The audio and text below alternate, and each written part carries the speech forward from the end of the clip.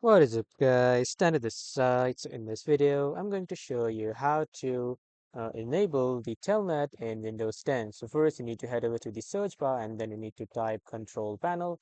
After that, you need to just open the Control Panel.